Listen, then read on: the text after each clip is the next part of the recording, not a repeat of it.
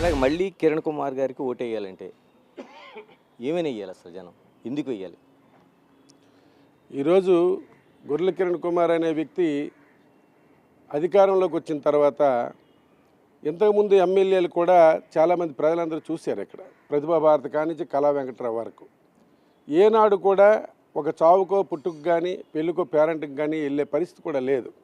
ఎప్పుడైతే 2019 ముందు కూడా నేను గడప గడప చేయడం జరిగింది 2014-19 మధ్యన. అప్పుడు ప్రతి ఒక్క పార్టీలకు అతీతంగా చావుకి పుట్టుకు కానీ లేదు పెళ్ళి పేరెంట్కి కానీ ఎవరు పిలిచినా అందుబాటులో ఉండడం వెళ్ళడం.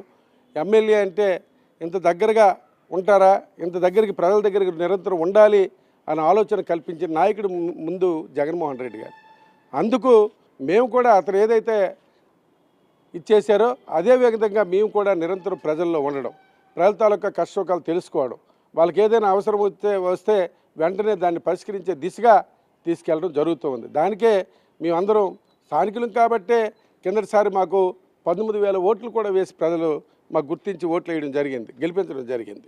ఎందుకంటే చాలా కీన్ కాన్స్టిట్యున్సీ ఇది. అయినా జగన్మోహన్ రెడ్డి గారిపై ఉన్న అభిమానంతో ప్రజలందరూ కూడా 19,000 ఓట్ల మెజార్టీనిచ్చి గెలిపించడం. అదేవిధంగా మేము కూడా నిరంతరం ప్రజల దగ్గర ఉంటూ ప్రజల మధ్యన ఉంటూ వాళ్ళ సమస్యలు పరిష్కరించే దిశగా తీసుకెళ్ళడం, అన్ని కార్యక్రమాలని ఎక్కడ కూడా డీవియేషన్ లేకుండా ఏ పార్టీలు వారికి ఇవ్వండి ఈ పార్టీలకు ఇవ్వద్దని చెప్పకుండా ఒక నాయకుడిగా ఎవరు అడ్డుపెట్టినా అధికారులు చెప్పి ఎక్కడ కూడా డిస్టర్బెన్స్ లేకుండా అన్ని పార్టీలు ప్రజలకి అందరికీ అందించడమే మా తాలూకా జయం. ఇచ్చిన సంక్షేమ పథకాలే మాకు శ్రీరామరక్ష. అంటే మీరు చెప్తున్నది 2019 ఎన్నికల్లో ఉండే 19,000